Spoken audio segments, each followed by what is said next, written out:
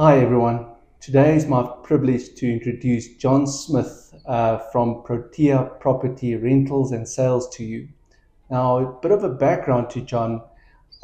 He's an Olympic medalist, Olympic gold medalist, and one of the quartet of rowers in the 2012 Olympic Games that won a gold medal for South Africa.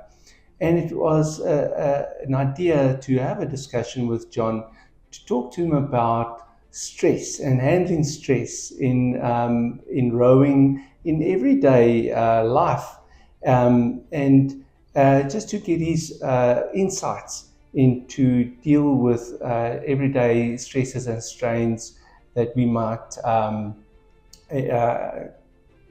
encounter in our daily lives.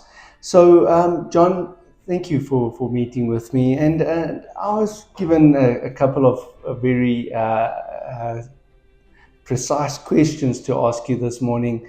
And if you don't mind, can I ask you a bit more about your rowing and your rowing background and how your discipline? How do you use that discipline in your everyday life? Yeah, I'm ready. Okay, For thank you so questions. much. So let's go. John, winning gold requires extraordinary mental resilience. In your journey, how did you manage mental pressure, especially on tough days? And how can those same strategies help employees manage stress and stay mentally well in high pressured work environments? Nice. Long question. My first thing is like when we speak about stress and the pressure around racing, the first thing that comes back to me is just before the 2012 Olympics. I was on a training camp. We literally came back from a World Cup where we qualified second in the world. So everyone thinks, the South African four, the underdogs, they came from nowhere. We were ranked second in the world coming into the Olympic Games. It's 6 weeks out, and I'm sitting there and I'm sort of 22 years old, and I'm like, this is big now. Like, I'm feeling the pressure. We had a few bad sessions, and I'm like, it's getting to me. Like, I don't know what to do here. It's like it's mounting. I'm like, it's crazy.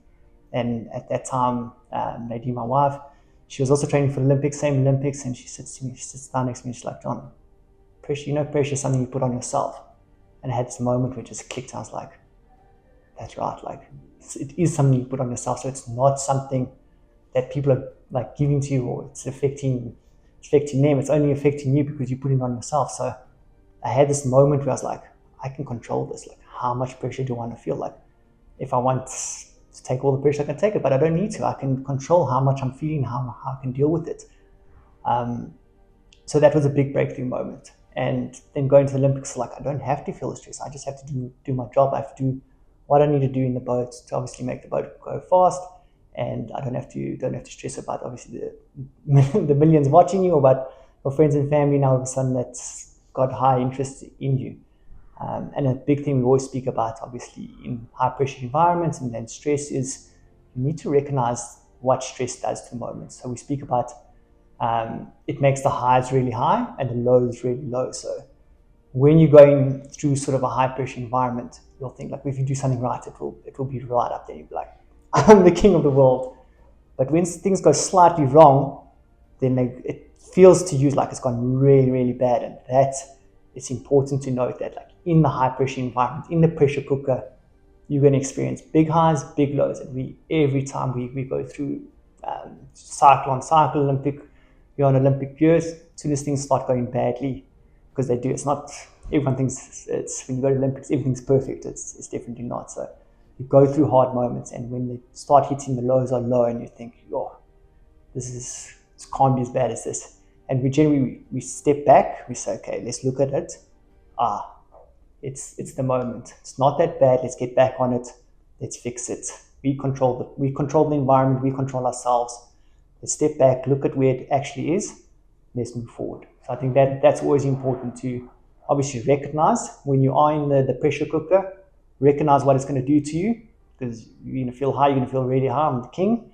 And when you get hit by that moment, you're going to be rock bottom. So it's important to step back, recognize, and we move forward on that. So that's really important. That's how we always looked at it. And coming to the work world, when you're in the fire, it can beat you down. But again, take that step back. Let's look out. Is it really that bad? Can we fix it? Of course we can. Let's move forward. Yes. So you put pressure on yourself. I love that. Yeah, The pressures. And then again, after the World Cup, when they're like, pressure is a privilege. And again, for my last Olympics at Paris, I was like, this is absolute gold. We want to feel the pressure. Like, you want to have that nerves. You want to have all of these things. So it's also not a bad thing. Like, I speak to guys about before they line up at the start line. They're like, "Are you nervous?" I'm like, "Of course I'm nervous." And then I think it's like, even on a Wednesday training session when we're racing against each other, I'm really nervous. Like, so it's important to note that these things are also good. Like, this stress is good, pressure is good. It helps you perform. It helps you know that you're in it. I always say, like, if you're not nervous and you're not feeling it, then you've got major issues. Yes. So I always like to tell the young guys this, like, when they come in, they're like, "Oh, don't you still get nervous for these things?" I'm like, "Of course we do." Yeah. But yeah, again, we recognize it and we deal with it. Once you recognize it, then you can control the controllables. Yes. Thanks, John. The next is, you mentioned that sometimes it's not about ability, but finding that little bit extra. In a corporate context where burnout is real, how can employees balance pushing for excellence without compromising their mental well-being? We love the saying in Medalist that we're chasing perfection, and although we may never get there, this is how we achieve a level of excellence. As the saying goes, we live by this. It's like, we know we're not going to be perfect. We know we're not going to get it right every single day, but this is how we're going to achieve that level of excellence. And that's sort of what we live by. And then the next thing, what's really important to note is there's a process and there's progression. These are so important in dealing with the day-to-day, or sort of mental well-being day-to-day. So sort of trusting the process, you've got a process. Like, what are we going to do to win the gold medal, to get that promotion, to do those things? I have to take care of the day-to-day, make sure those things are right, and then we speak about progressions. We say progression is the biggest motivator. If we see that we are progressing day-to-day, that's going to obviously keep us motivated, keep us striving for more. And what I think most people do is they forget to take the small wins. They start something and they get something right, and they just keep moving forward, and they never like take a step back and say, actually, look at that, I actually smashed today. I got a really good time on the rowing machine, or I've dashed out, helped clients, I've sorted out something, made really good sale. And sit back and take that win, because that's what's going to thrive you to come back tomorrow. But if you just push it aside and you think, I've got to get back onto the train, I need to make 5 sales this month, I'm not saying, I've done my one sale now, and that really helped me to get towards the goal. So it's so important, the progression in and taking those small wins. As the saying goes, you're laid brick by brick, and if you just keep laying and not actually looking at some of the wall you've built, that's really important. So we always say to us, take a step back, look where you started, look where you've come. I think it's also important with some of our employees. We always say, look where you started. Like, yes, maybe you're still making mistakes, you're still there, but look how far you've come. And it's so important, just step back and motivate to say, actually, here are the wins, here are the wins, here are the wins. Let's go get another win. And that's what gets people to thrive, is that motivation of getting that win, getting that progression. So that's super important. If you don't take those small wins, you don't enjoy that, then obviously it can get on top of you, and you can go down a slippery slope. So take a step back. Let's enjoy the small wins where we can, and come back and keep fighting. Very true, John. Last question. Rowing is the ultimate team sport. Every stroke must be in sync. How did your Olympic team foster psychological safety and support? And what can corporate teams learn from that to build mentally healthier, more connected workplaces? And this is a tough question, but Yeah. how do you apply that? I think the big thing for us was it's all about the environment. So we created this environment in rowing where we said, okay, we have this goal, and we used to say the goal is, we used to have one goal, and we all had to apply goal, and we'd use this on our really, really hard sessions. So coming towards the end of the session, someone would shout one goal, and we would shout goal, and that was the sole objective, to obviously give everything and just create this belief that this medal is ours, and we're going to do this thing. And it harvested an environment that everyone would thrive in. So when it came time to train or race, that was our job. We were there to execute 100%. We were there to be the best that we could be.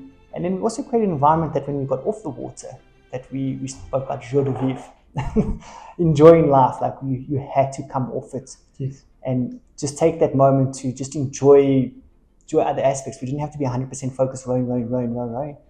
When you come to the dam to train, turn it on. You have to be there. You have to execute to the highest standard.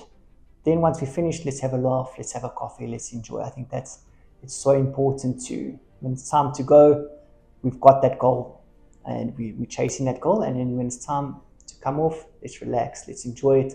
But tomorrow when it comes, be ready. And while you're relaxing, that's when you obviously refresh the mind to come back, and that's how you can deliver day after day, day after day. And also, it's also important that everyone's different, and we all have different sort of ways to deal with situations. So there's 4 of us in the boat, we're all completely different, and I think that's also very much like a company. Everyone's so different, and it's important to recognize that some people do things a little differently, and we respect that, and we acknowledge that. If the guy says, well, after a hard session, he likes to just chill on the couch for a bit, then that's what he does, and you respect that. And if the one guy just likes to chat and joke and stuff like that, we respect that as well. And we understand each other, so we can go for that common goal. And I think the biggest thing that obviously helped us in creating an environment and dealing with a lot of the mental issues, because obviously going to Olympics, it's high pressure and you got to stay on the ball. We had regular meetings with communication. So Saturday morning after the training session, we'd sit down at breakfast with the coach and we said, okay,